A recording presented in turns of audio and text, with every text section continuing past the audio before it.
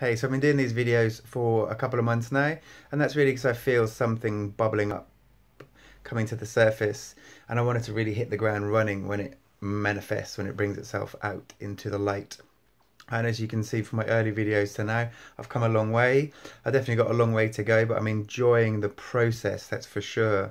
And I feel this bubbling up is ready to manifest. Me and my partner recently received some fantastic news, and we're expecting our second child.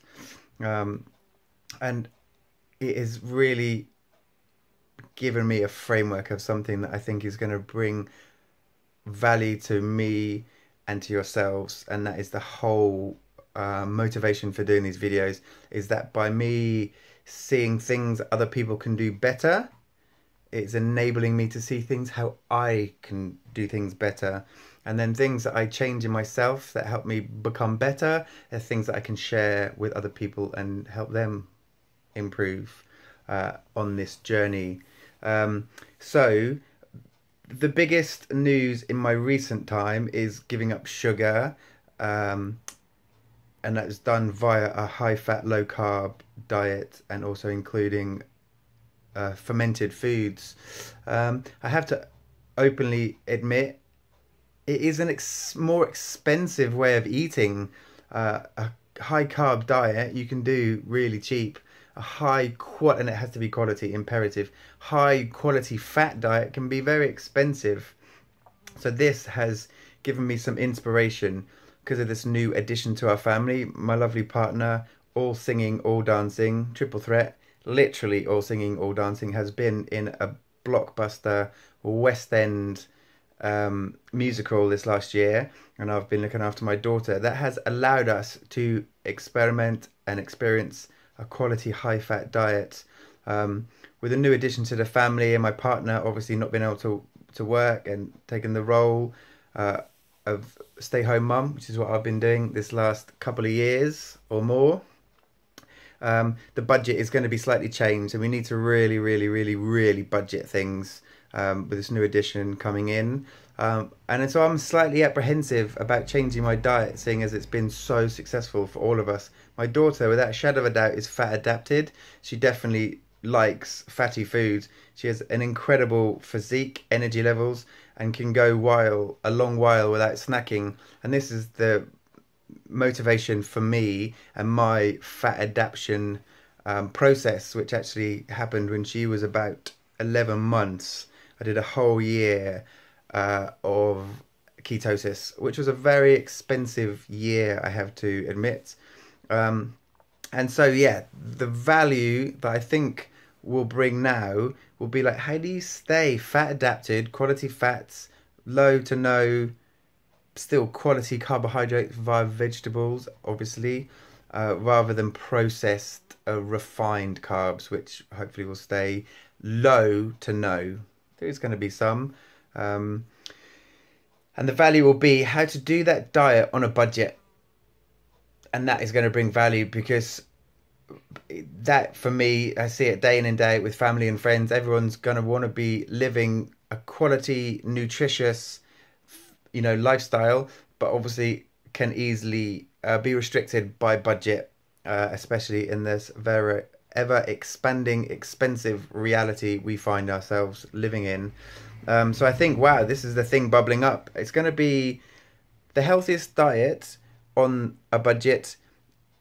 Wait for it, there's still more to come, and is packaging free as possible. And I've been setting myself up over this last 6 months that I can do weeks, couple of weeks here, couple of weeks there, of being packaging free. I've been the main chef in our family as my partner's been working, so that's enabled me to source out vegetable boxes with no packaging, go to local farmers markets, source different things in glass, returnable jars, and I have access to my favourite farm, Plorhatch Farm, where I can get milk, glass bottles, return policy at that farm. So yeah, feeling really excited that this will actually bring great value for people cooking on a budget, and that will challenge me to keep things as packaging free as possible and keep things as low cost as possible. But I definitely don't want to affect my health by choosing unhealthy, cheaper carbs or cheaper, less quality food groups. So I've already started the process doing a few batch meals for my partner who's still in her theatre, obviously wanting her and newborn to be as healthy as possible. And it's already been challenging, but I think that will bring the entertainment value to these vlogs. So I plan to do a series of vlogs of eating as healthy as possible, on as low budget and as packaging free as possible.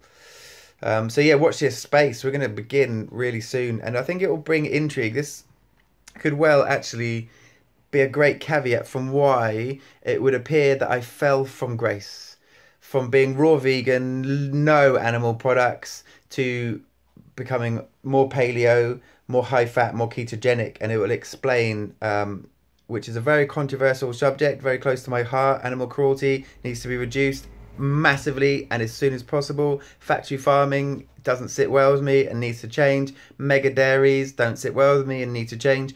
Small, sustainable, high welfare for the animals, local farms is the way to go. So it will bring up lots of conversations around that.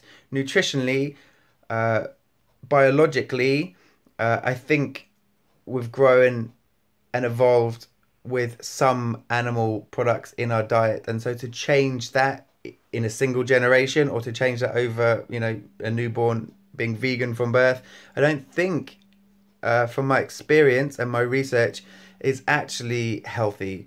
A reduction in animal products, definitely no one can disagree with that. More vegetables in one's diet, more seasonal local food in one's diet, all these things people can't argue with.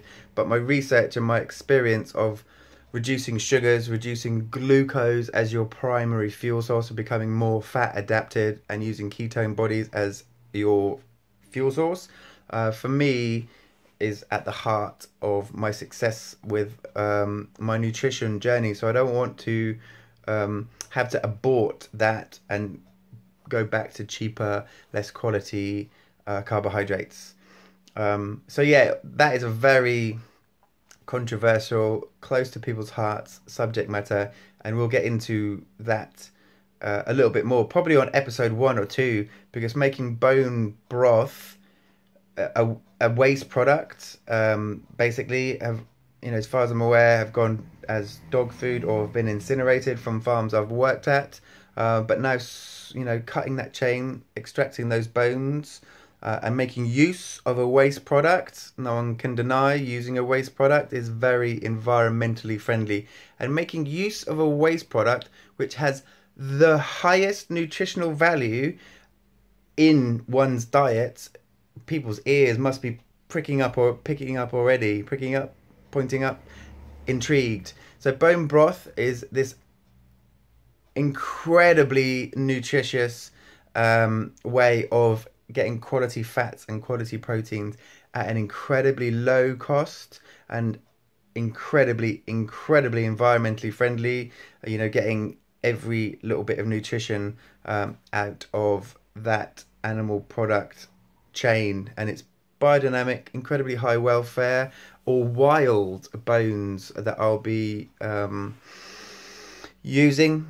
And we'll get lard, tallow, depending on the bones, a fat that we'll end up cooking off onions, garlics, leeks, all these beautiful vegetables, and using the stock to cook quinoa, rice, or just directly in vegetable soups.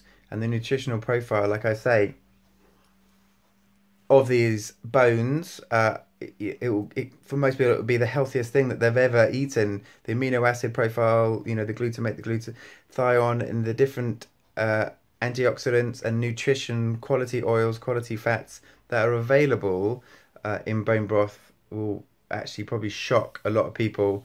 But yeah, so that is going to be a cornerstone of me now making my high fat, low carb diet cost effective, and including bone broth probably weekly, if not fortnightly, into one's diet is definitely the way to kind of make it affordable, keep it local, and keep it very seasonal, I'm going to reduce carbon footprint, no superfoods from abroad.